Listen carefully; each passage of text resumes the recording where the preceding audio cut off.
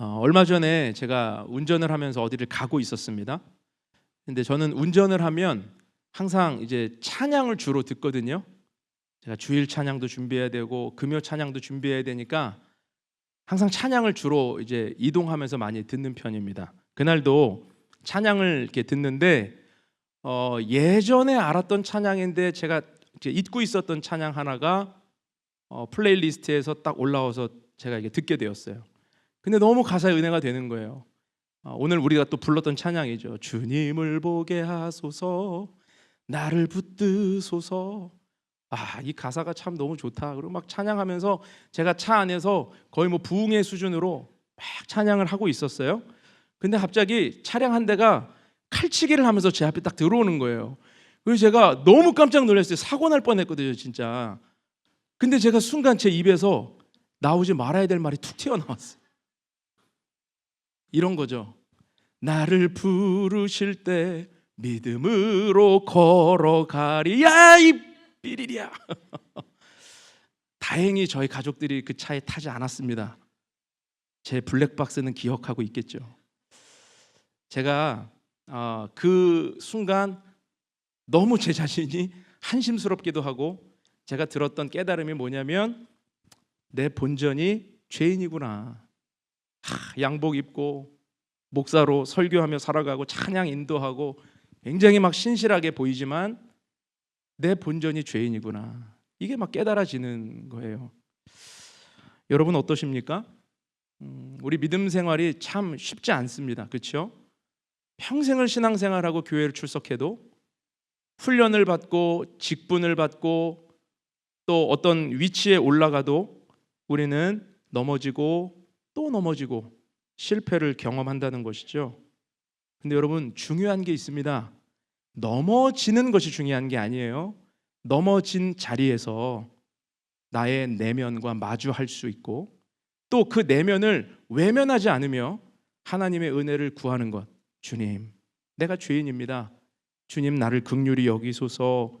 나의 연약함을 깨닫고 회개할 수 있는 것이 믿음이라는 것입니다. 여러분, 위선과 외식은 무엇입니까? 위선과 외식은 마음의 찔림과 내면의 추함을 마주하지 않고 겉모양만 꾸미는 것입니다. 겉과 속이 달라도 전혀 개의치 않고 겉만 신경 쓰며 살아가는 태도가 위선과 외식이라는 거예요. 신앙에서 우리가 반드시 경계해야 하는 태도가 바로 이런 위선과 외식입니다. 하나님을 믿고 살아가면서 우리 신앙이 죽은 종교가 되지 않고 살아있는 믿음이 되기 위해서는 우리 안에도 도사리고 있는 위선, 겉모양만 꾸미려 하는 외식, 이것을 우리는 경계해야 된다는 것입니다. 오늘 말씀은 그래서 예수님이 그런 위선과 외식에 사로잡혀 있는 종교인들에 대해 경고하시는 말씀입니다. 예수님은 총 6번의 화해 선포를 하셨어요. 3번의 화해 선포는 바리새인들을 향했고 나머지 3번의 화해 선포는 율법교사들을 향해서 선포하셨습니다. 자, 사건의 발단은 이렇습니다. 37절에 보니까 예수님이 한 바리새인의 초청으로 점심 잡수시러 그 집에 들어가셨습니다. 그런데 손을 씻지 않고 식사 자리에 앉으시는 거예요. 그런데 그것을 불쾌하게 여기고 이상하게 보는 바리새인, 그 주인이 이상한 생각을 하게 되었다라는 것이죠. 예수님이 식사에 앉으셨는데 왜 손을 씻지 않으셨을까? 그건 모르겠어요. 저는 묵상하다가 그냥 좀 씻으시지 왜 그걸 안 씻으셔가지고 이렇게 책을 잡히실까? 그런데 바리새인이 그것을 불쾌하게 여기고 이상하게 여겼다라는 것은 어떤 의미가 있습니다.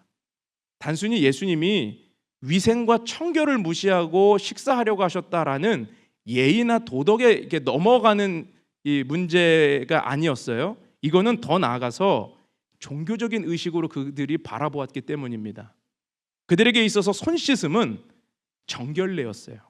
율법을 지키는 정결례. 왜냐하면 하루 동안 살아가면서 부지간에 부정한 것을 만졌을 수도 있고 접촉했을 수도 있고 그렇잖아요. 그러니까 손 씻는 행위를 통해서 이 모든 부정한 영적인 것들이 씻겨진다라고 그들이 믿었다는 거예요. 그래서 오늘 손 씻음이라고 하는 이 단어의 헬라어가 밥티조라는 단어가 쓰여있거든요. 밥티조가 나중에 어떤 단어로 바뀌냐면 우리가 잘 아는 세례, 침례, baptize, baptism 이 단어로 바뀌어요. 그러니까 이들에게 있어서 손 씻는 행위는 단순히 청결을 넘어서는 율법을 지키는 영적 행위였다. 그러니까 예수님은 손 씻지 않고 식사하려고 하시니까 그들이 정죄하며 바라보았다는 것입니다. 근데 예수님은 그들의 생각을 아셨죠. 그리고 그들의 위선과 그 외식에 대해서 오늘 말씀하기 시작합니다. 예수님의 말씀은 단순합니다. 자, 겉을 깨끗이 한다고 속까지 깨끗해지겠느냐? 너희 속에는 이미 악독과 탐심이 가득한데 손만 깨끗이 씻는다고 해서 그 내면까지도 깨끗해질 수 있겠느냐? 예수님은 이렇게 말씀하시는 거예요. 겉을 만드신 분이 속도 만들지 아니하셨느냐? 겉모양만 치장한다고 해서 속이 더러운 걸 어떻게 속일 수 있겠느냐?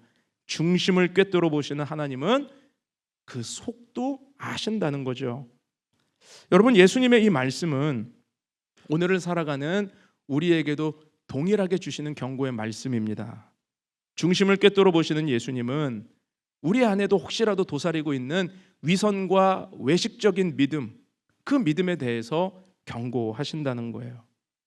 여러분, 우리 안에 있는 바리새인의 쓴뿌리, 모든 것들이 주님의 말씀 안에서 제거되는 은혜가 있기를 축원합니다. 겉만 화려하게 치장하는 외식하는 믿음을 버려야 되고요, 우리는 속사람을 경건하게 가꾸어야 합니다. 그래서 오늘 우리는 어떻게 하면 우리 신앙에도 혹시 있을 수 있는 이런 위선과 외식을 경계하고 하나님 기뻐하시는 참된 믿음의 자리로 나아갈 수 있는지 오늘 세 가지 영적 교훈을 살펴보려고 합니다. 말씀을 듣는 모든 자리마다 하나님의 은총이 함께 하시기를 축원합니다.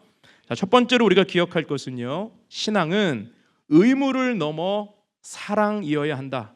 의무를 넘어 사랑해야 된다라는 거예요.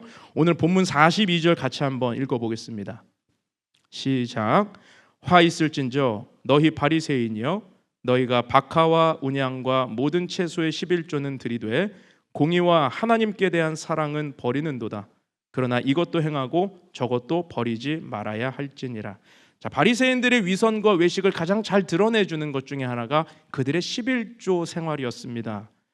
레위기, 민수기, 신명기, 율법에 보면 11조를 부과해야 되는 소산들의 목록이 뭐냐면요, 기름, 포도주, 곡식, 과일, 그리고 가축에 대한 11조를 드리게 되어 있었어요. 그런데 지금 예수님의 말씀을 보면 그들은 어디까지 11조 항목을 늘려놓았습니까?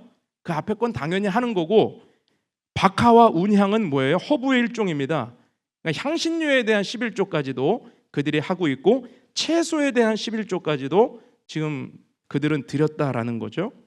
왜 이들은 율법에도 기록되지 않은 항목까지 만들어서 더 드리고 있습니까? 여긴 두 가지 이유가 있습니다. 하나는 그들이 자기 의를 세우기 위함이에요. 나는 율법보다 더해. 나는 율법에 기록된 것보다 난 더 드려. 더 많은 걸 해. 자기 의인 거죠. 또 하나의 이유는 율법에는 11조 외에도 구제에 대한, 이웃을 돌보라고 하는 구제에 대한 의무가 들어있어요. 그런데 그것을 외면하기 위해서 11조 항목을 늘리는 겁니다. 그것을 외면하기 위해서 하나님께 드리는 것, 그것을 더 늘림으로 구제를 외면하였다라는 거죠. 그래서 예수님은 뭐라고 그러세요?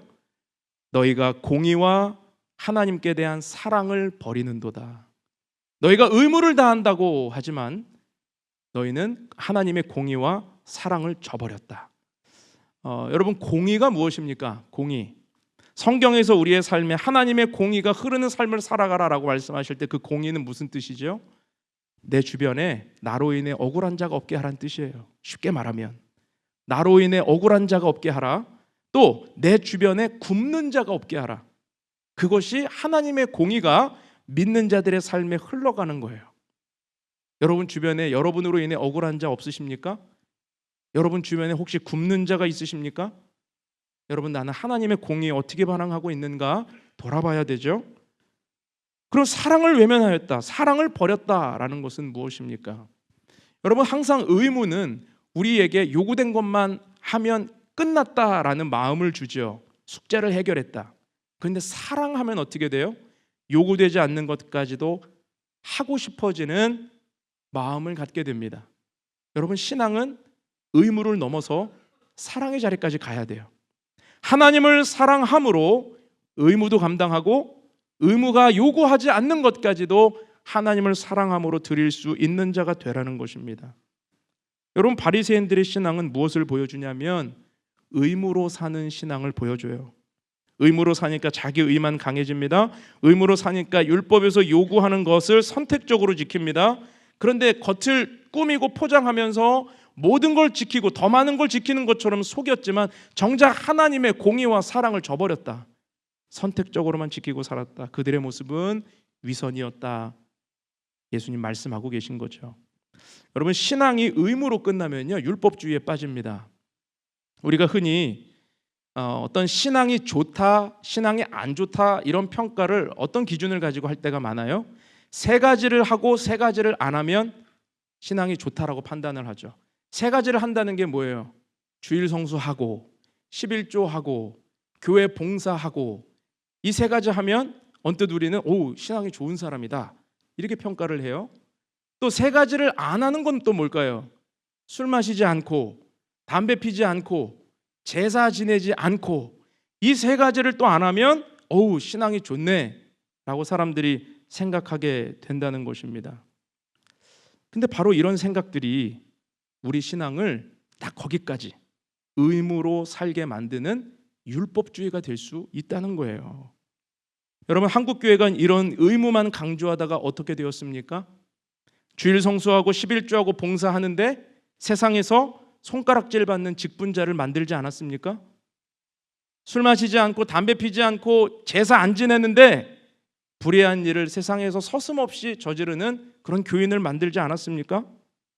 그래서 신앙은 의무에 갇히면 안 되고요, 하나님을 사랑하는 자리까지 가야 한다라는 것입니다.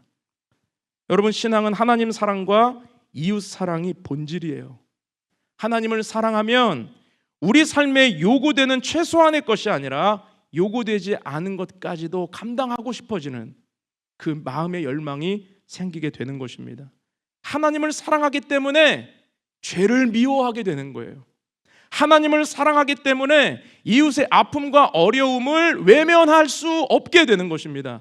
하나님을 사랑하기 때문에 선교지를 외면할 수 없게 되는 것입니다. 이것이 의무를 넘어 사랑을 하는 신앙의 원리라는 것이죠. 여러분, 축복합니다. 의무를 넘어 하나님을 사랑함으로 더 많은 것들을 살피고 돌볼 수 있는 그런 은혜가 우리의 삶에 나타나기를 축원합니다. 그래서 예수님이 42절 마지막에 이렇게 말씀하신 거예요. 이것도 행하고 저것도 버리지 말아야 할 것이니라. 무슨 말이에요? 의무를 버리라는 말이 아니에요. 주님의 말씀은 의무를 행해야죠. 하나님이 기뻐하시는 일 해야 되고 기뻐하지 않는 일 해야 됩니다. 그런데 그것을 넘어서 하나님을 사랑하는 믿음의 원리를 붙들라는 것입니다. 여러분, 그런 은혜가 우리의 삶에 있기를 축원합니다. 두 번째로, 신앙은 이미지가 아니라 인격을 가꾸어야 한다라는 것입니다. 이미지가 아니라 인격이다. 자, 오늘 본문 43절, 44절 말씀 두 절 같이 읽겠습니다. 시작.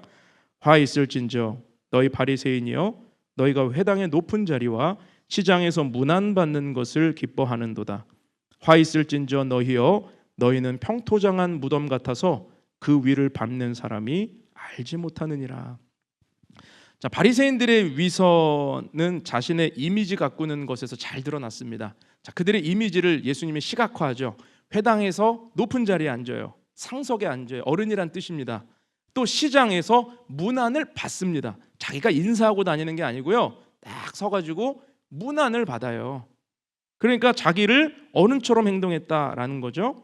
근데 문제는 무엇이냐면 바리새인들은 젊은 사람들도 어른처럼 행동해요. 그래서 사람들보다 자기가 높다, 율법을 지키고 율법을 안다라는 것을 계급 삼아서 상대를 낮춥니다. 스스로 존경받는 자리에 올라가요. 이미지가 너무 중요한 거예요. 우리로 말하면 무엇입니까? 체면을 중시했다라는 거죠. 그래서 바리새인들은 누가 봐도 바리새인이라는 것을 그들의 옷을 통해서 알렸습니다. 남들보다 소매가 긴 옷을 입었습니다. 그 옷을 입고 있으면 바리새인이다. 그리고 사람들이 조심했다는 거예요. 그들은 의복을 통해 사람들과 구분지었습니다. 여러분, 그런데 신앙은요, 나와 남을 구분짓는 게 아니에요. 나는 의인이고 저 사람들은 죄인이라고 구분짓는 게 신앙이 아닙니다. 신앙은 구별이에요. 죄와 구별되는 것이고 거짓과 구별되는 것이고 어두움과 구별되는 것이죠. 그게 신앙인데, 그들은 남들과 구분지으면서 자신들의 이미지를 그렇게 다른 존재로 만들어갔다라는 것입니다. 자, 손을 깨끗이 씻습니다. 의복을 특별하게 갖춥니다. 율법의 모든 요구를 완벽히 보일 만큼 철저히 지킵니다. 그리고 회당에서는 상석에 앉고 시장에서는 문안을 받습니다. 모든 것이 훌륭해 보이죠. 모든 것이 흠이 없어 보이죠. 완벽해 보이죠. 그런데 그런 그들의 이미지에 예수님은 어떤 일침을 가하십니까? 너희들은 평토장한 무덤과 같다. 자, 평토장한 무덤이 뭐예요? 말 그대로 평평하게 무덤을 해놨다는 거예요. 그러니까 일반 땅과 구분이 없는 겁니다. 여기가 무덤인지 땅인지 구분이 없어요. 근데 문제는 뭐냐면 죽은 시체가 그 안에 들어있잖아요. 무덤은 일반 땅과 다르게. 근데 구분이 없으면 어떻게 해요? 율법을 중시하는 이 유대인들에게 죽은 시체를 만지면 일주일간 부정하여 격리해야 되고 정결례를 치르기 전에 공동체에 들어올 수 없습니다. 그러니까 그들에게 있어서 평토장한 무덤은 어떤 거예요? 지뢰와 같이 위험한 거예요. 혹시라도 밟게 되면, 혹시라도 만지게 되면, 혹시라도 가까이 접촉하게 되면 몰랐음에도 불구하고 격리 생활을 해야 됩니다. 부정해집니다. 그런데 바리새인들의 존재가 지금 유대인들에게 평토장한 무덤과 같다는 것입니다. 겉으로는 아무런 티가 안 나요. 겉으로는 구별이 안 갑니다. 그런데 그 안에는 모든 악독과 불의와 거짓과 탐심이 가득하여서 겉모양만 보면 아무것도 구분이 되지 않지만 그 안에는 사람을 부정하게 하는 것들로 가득하다. 평토장한 무덤과 같다 경고하셨다는 것이죠. 그래서 바리새인들의 겉모양만 보고 따라가고 그들을 랍비라 부르고 그들을 추종하던 유대인들, 그들은 외식에 함께 속았다는 것입니다. 위선에 함께 동화되었다는 것입니다. 다시 말해서 이미지에 속으면 안 된다는 거예요. 겉모양만 속으면 안 된다는 것입니다. 여러분, 오늘날 우리 신앙은 어떻습니까?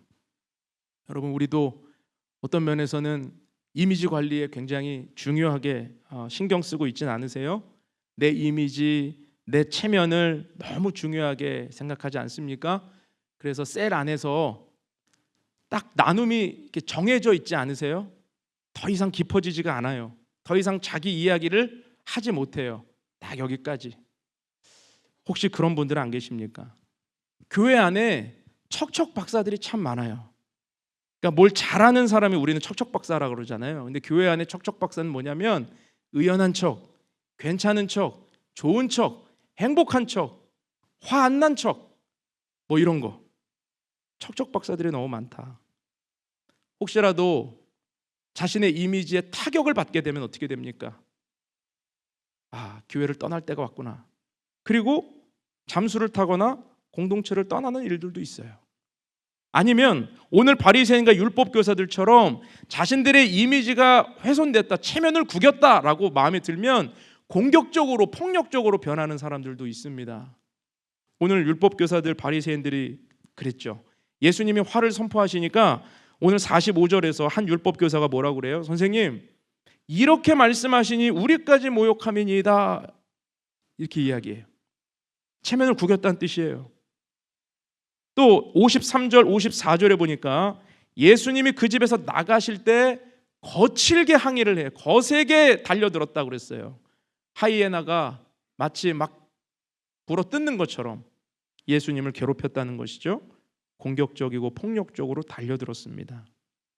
그런데 여러분, 예수님이 이 바리새인들과 이 서기관들, 율법 교사들에게 이렇게 화해 선포를 하신 이유가 무엇입니까? 화해 선포는 저주거든요. 그러면 저주하셨다는 이유는 뭐예요?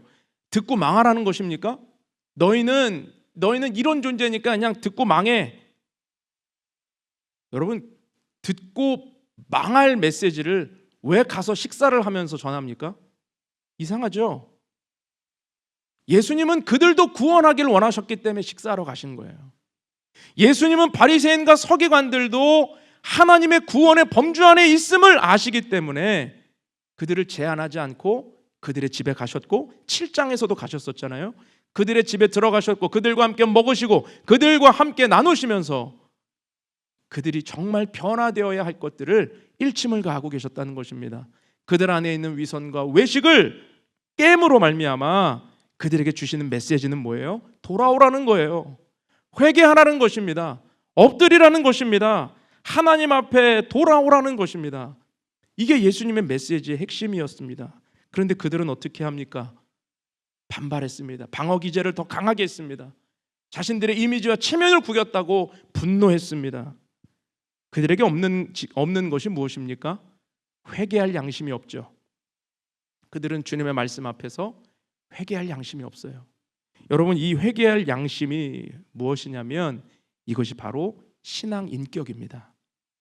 여러분, 신앙은요, 겉모습만 치중하고 이미지만 가꾸면 그 안에서 신앙 인격이 자라지 않아요. 신앙 인격이란 무엇입니까? 죄가 드러났을 때 회개할 수 있는 인격이에요. 잘못을 시인할 수 있는 인격이에요. 자신의 실수를 인정할 수 있는 인격이에요.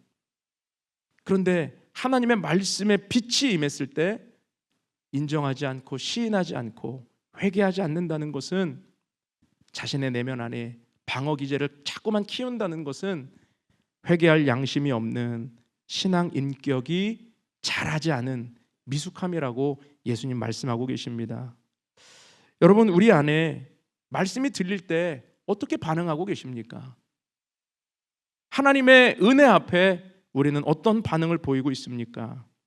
겉모양을 두껍게 치장하는 것이 아니라 우리 안에 주님께 돌아가야 할 자리, 나를 부르시는 주님의 은혜 앞으로 엎드리는 자리, 여러분, 그 자리가 우리의 자리가 될 수 있기를 축복합니다.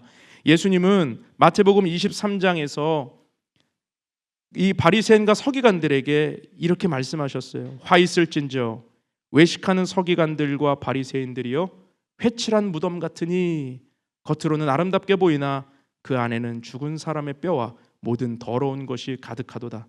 이와 같이 너희도 겉으로는 사람에게 옳게 보이되 안으로는 외식과 불법이 가득하도다. 회칠한 무덤 같으니, 회칠한 무덤, 자꾸만 겉만 치장함으로 내면의 신앙 인격이 자라지 않는 이 모습을 경고하셨다는 것입니다. 여러분, 우리 안에 하나님께서 허락하신 회개할 양심, 이 신앙 인격이 자랄 수 있도록 우리의 겉모양이 아니라 주님을 향해 살처럼 부드러운 내면으로 주님 앞에 나아가는 저와 여러분이 될 수 있기를 축원합니다.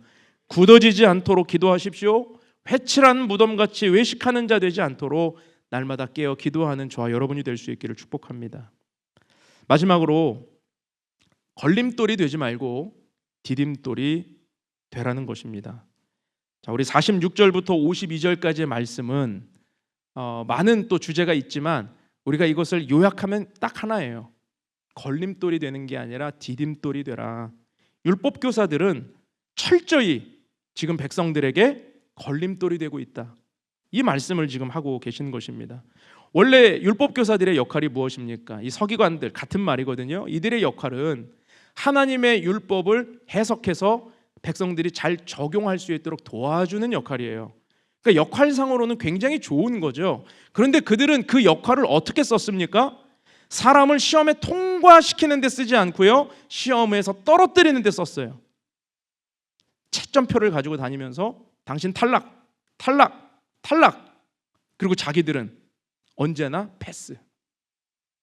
자기들이 문제를 출제하고 자기들이 채점하고 자기가 자기 스스로에게 A+ 점수를 주는 사람들, 그리고 다른 사람들은 다 탈락, 낙제. 여러분, 이 모습이 바로 바리새인들과 서기관들의 이 모습이었다라는 것이죠. 그래서 예수님은 이들에게 걸림돌과 같은 삶을 돌이키라고, 그리고 디딤돌이 되어주라고 말씀하고 계십니다. 우리 46절 같이 한번 보겠습니다. 시작. 이르시되 화 있을진저 또 너희 율법 교사여 지기 어려운 짐을 사람에게 지우고 너희는 한 손가락도 이 짐에 대지 않는도다. 여기서 지기 어려운 짐이 무엇입니까? 이게 그들의 율법 해석서예요. 미시나라고 하는 그들의 율법 해석서를 보면요, 안식일만 해도 안식일을 지키는 법에 대해서 수두룩하게 빼곡하게 기록을 해놨습니다. 예시까지 아주 안식일에 이동할 수 있는 거리가 얼마인지, 안식일에 들 수 있는 무게는 얼마인지, 또 이거는 일이 되는지 일이 되지 않는지. 그러니까 이런 것들을 만들어 놓고 백성들의 삶에 어려운 짐이 되었고 자기들은 그 짐에 책임을 지지 않아요. 오늘 손 씻는 것만 우리 한번 예를 들어보시죠. 자, 손을 씻는 것. 팔레스타인에서 이 물이 귀합니까? 흔합니까? 물이 귀해요. 팔레스타인에서 물은요 아주 귀합니다. 그러면 가진 자들, 부자들, 높은 자리에 있는 사람들에게 손 씻는 건 쉬운 일이에요. 근데 가난한 자들에게 손 씻는 건 어려운 일이에요. 부자들이 10번 씻으면 가난한 자들 한 번 씻기도 어려워요. 그런데 그걸 위생의 개념을 넘어서 영적인 개념을 갖다 붙이면 가난한 자들은 모두가 죄인이 되는 것입니다. 이게 그들의 어려운 짐을 부과한 모습이었다는 것이죠. 또 보겠습니다. 47절, 48절 시작. 화 있을진저 너희는 선지자들의 무덤을 만드는도다. 그들을 죽인 자도 너희 조상들이로다.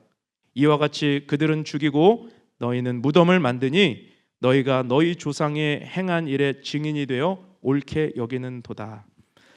자, 이 말씀이 무엇이냐면 그들이 선지자들의 무덤을 만든다. 무덤을 만든다라고 하는 건 무덤을 꾸민다는 뜻이거든요. 그러니까 무덤을 치장한다. 죽은 선지자의 무덤을 기념하는 거예요.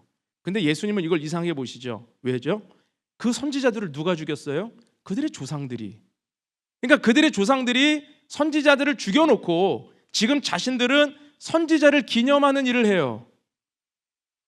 하나님이 전한 말씀을 기념하는 게 아니라 그들을 통해, 선지자들을 통해 주셨던 그 메시지와 말씀을 기념하는 것이 아니라 죽은 선지자의 무덤을 기념하고 있다. 얼마나 모순적인 이야기입니까?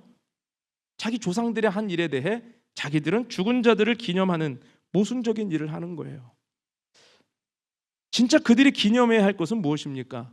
선지자들이 전한 메시지, 하나님의 말씀. 하나님의 말씀을 기념하고 그 선지자들이 죽어가면서 전해주었던 그 메시지를 지키기 위해서 몸부림치는 것이 하나님의 뜻인데 그들은 말씀이 아닌 아무런 의미도 없는 일을 하고 있었다는 것입니다. 정작 중요한 것은 하지 않고 헛된 일에 정성을 쏟고 있었다는 것이죠. 그런데 바로 이들의 이런 태도가 백성들을 현혹하고 백성들에게 걸림돌이 되는 일이었다. 왜냐하면 비본질적인 것을 중요하게 여기게 만드는 것이기 때문입니다. 하나님의 말씀보다 다른 것을 더 중요하게 여기게 만드는 일이었기 때문에. 여러분, 메시지보다 메신저를 더 중요하게 만드는 일, 말씀보다 사람을 더 중요하게 만드는 일은 걸림돌이 되는 것입니다. 여러분, 교회가 본질을 놓치면 비본질적인 것들이 걸림돌이 되어서 우리 신앙을 방해합니다. 여러분, 메시지가 중요합니까? 메신저가 중요합니까? 당연히 메시지가 중요하죠. 그런데 우리는 메신저에 많이 현혹돼요. 메신저를 더 크게 봐요. 메신저를 더 우러러 볼 때가 많다는 것입니다. 그러나 이런 태도는 신앙의 걸림돌과 같은 것입니다. 여러분, 선지자의 무덤은 중요하지 않아요. 그가 전한 말씀이 중요한 것입니다. 교회는 선지자들의 무덤을 꾸미는 것과 같은 비본질적인 일에 치중하면 안 됩니다. 사람을 높이거나 사람을 우상화해서도 안 되고요. 아무리 뛰어난 사역자라 해도, 목회자라 해도 그가 위대한 것이 아니라 그가 전한 하나님의 말씀이 위대하다라는 사실을 잃어버리면 안 되는 것입니다. 본질은 메시지이지 메신저가 아니에요. 그래서 교회와 성도들은 항상 말씀 앞에 깨어 있어야 하는 것입니다. 그래서 예수님이 52절에서 지식의 열쇠에 대해 말씀하시는 거예요. 52절도 함께 보겠습니다. 시작. 화 있을진저 너희 율법 교사여, 너희가 지식의 열쇠를 가져가서 너희도 들어가지 않고 또 들어가고자 하는 자도 막았느니라 하시니라. 자, 율법 교사들이 율법의 열쇠를 가지고 지식을 가지고 백성들을 못 들어가게 하는데 자기들도 안 들어가요. 자기만 망하는 게 아니라 남도 망하게 아주 명확한 걸림돌이죠. 아주 명확한 걸림돌을 그들이 자행하고 있었다. 중세의 종교개혁이 일어나게 된 가장 큰 원인이 일반 백성들에게 성경을 돌려주고자 하는 마음이었습니다. 무슨 말이냐면 중세 종교개혁 이전까지 성경은 라틴어로 번역만 되어 있어서 백성들이, 독일어를 하는 백성들은 그 라틴어가 어렵기 때문에 직접 읽을 수가 없어요. 그래서 사제들을 통해서 해석된 말씀을 전해서 들었습니다. 그들이 직접 말씀을 못 읽었어요. 그러니까 그들이 어떻게 됩니까? 그 걸림돌과 같이 중간에 끼인 것들 때문에 면죄부를 믿어버리네요. 마녀 사냥에 전혀 죄책감을 느끼지 않네요. 그게 하나님의 뜻이라고 믿었으니까. 그런데 종교개혁이 일어나서 마틴 루터와 종교개혁자들이 성경을 일반 백성들이 읽을 수 있는 글들로 번역하고 배포하고 성경 말씀을 돌려주니까 그 말씀을 읽고 그 말씀을 깨닫게 된 백성들이 그 종교개혁의 불을 높이 밝히면서 함께 그 일에 동참하고 변화되더라는 것이죠. 여러분, 그래서 하나님의 뜻을 깨닫고 참된 믿음으로 살아가야 하는 것, 그것은 우리가 직접 하나님께 나아가도록 도와주어야 하는 것입니다. 디딤돌을 놓아주는 것이어야 해요. 여러분, 교회의 사역은, 또 목회자의 역할은, 우리 직분자 또 우리 성도들 서로의 역할은 바로 이런 디딤돌 놓아주는 일이 되어야 하는 것입니다. 우리 교회 성경 통독을 이번에 제가 제안을 드리고 벌써 한 30명 넘게 신청을 하신 것 같아요. 여러분, 성경 읽으셔야 됩니다. 성경을 읽는 성도가 되어야 합니다. 목사님, 저는 목사님 설교 강의로 그냥 저는 충분해요. 그러면 안 돼요. 그럼 제가 여러분들에게 걸림돌이 돼요. 저의 역할은 여러분들이 하나님을 직접 어떤 낀 거 없이 직접 하나님 앞에 나아갈 수 있도록 도와주는 디딤돌에 불과합니다. 제 설교도 강의도 교회 모든 프로그램도 우리가 하나님께 직접 나아갈 수 있게 도와주는 디딤돌에 불과해요. 우리 예수님께서 십자가에서 자신을 내어주시고 십자가에 못 박혀 죽으시고 어떤 일이 일어나셨죠? 하나님과 나와의 막힌 담을 허물어뜨리셨어요. 그 담을 허물어뜨리셨어요. 이제는 누구든지 예수 그리스도의 피를 의지하면 직접 하나님께 나아갈 수 있습니다. 성소에 들어갈 담력을 얻게 됩니다. 하나님 앞에 직접 나아가야 하는 것입니다. 여러분, 그게 성경을 읽는 거고 그게 기도의 자리에 나오는 것입니다. 주님 앞에 여러분 무언가 끼어 있습니까? 걸림돌과 같은 것들이 있습니까? 오늘 그것을 다 제거하고 내가 주님 앞에 나아가는 그런 은혜가 더 깊어질 수 있기를 주님의 이름으로 축원합니다. 사랑하는 우리 성도 여러분, 신앙의 위선과 외식을 경계하고 참된 믿음으로 나아갈 수 있기를 축복합니다. 세 가지를 말씀드렸습니다. 의무를 넘어 사랑을 하십시오. 이미지가 아닌 인격을 가꾸십시오. 걸림돌이 아닌 디딤돌이 되어주십시오. 하나님의 은총이 함께 하시기를 주님의 이름으로 축원합니다. 함께 기도하겠습니다. 거룩하신 사랑의 하나님 아버지, 오늘 우리에게 바리새인과 율법교사들에 대한 경고의 말씀을 주시고 혹시라도 우리 내면 가운데에 우리도 모르는 사이에 깊게 뿌리내리고 있는 위선과 외식의 유혹은 없는지 우리가 돌아보기를 원합니다. 주의 말씀 앞에 돌이켜야 하는 것들은 회개하게 하시고 주의 음성이 들리는 자리에서 하나님 나를 향해 말씀하시는 그 은혜를 놓치지 않는 우리 모두가 되게 하여 주시옵소서. 자꾸만 우리를 신앙의 의무의 자리에만 가두고 살아가고 있지 않나 돌아봅니다. 내 할 도리 다 했고 내 할 일 다 했으니 더 이상 나는 할 게 없다. 그러나 사랑은 다른 것입니다. 주님, 우리가 사랑을 하게 하여 주옵소서. 하나님을 사랑하기 때문에 내 주변에 아프고 힘든 이들을 외면할 수 없고, 하나님을 사랑하기 때문에 누군가를 위해 기도해야 되고, 하나님 사랑하기 때문에 선교지를 외면할 수 없는 이 뜨거운 사랑의 마음을 갖게 하여 주시고, 겉모양만 치장하는 삶이 아니라 우리 내면에 신앙 인격을 가꾸며 회개할 양심을 붙들고 부드러운 마음, 온유한 마음, 살처럼 그 부드러운 마음으로 주님 앞에 달려가는 우리 모두가 되게 하여 주옵소서. 하나님, 하나님과 나와 사이에 걸림돌이 무엇인가 돌아봅니다. 사람을 너무 중요하게 생각하는 마음, 환경을 너무 중요하게 생각하는 마음, 관계를 너무 중요하게 생각하는 마음, 다 이 시간 내려놓고 주님 앞에 나아가는데 어떤 걸림돌도 없이, 주님의 음성 듣는데 어떤 걸림돌도 없이 우리가 나아가는 믿음의 사람들 되게 하시고, 또 누군가가 하나님을 직접 만날 수 있도록 도와주는 그런 디딤돌과 같은 역할을 감당하는 우리 모두가 될 수 있게 하여 주시옵소서. 오늘도 이 말씀 붙들고 한 주를 살아가는 우리 성도들을 축복하여 주시고, 저들의 삶의 자리에 하나님 날마다 기름 부어 주셔서 신선한 은혜로 함께하여 주옵소서. 눈물 짓고 한숨 쉬고 또 어려운 삶의 구비구비마다 주의 성령께서 이길 힘도 주시고 능력도 주시고 하늘의 창고를 열어 주님의 도움을 허락하여 주시옵소서. 함께 하실 주님을 찬양하오며 예수님의 이름으로 기도하옵나이다. 아멘.